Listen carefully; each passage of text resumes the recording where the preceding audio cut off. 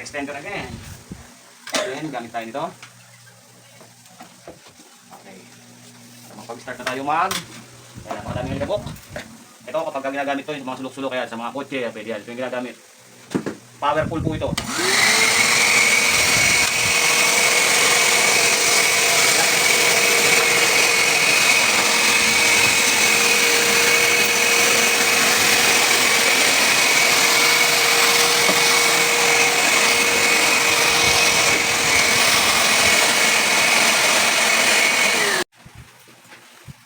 Lumaba. Lagyan natin.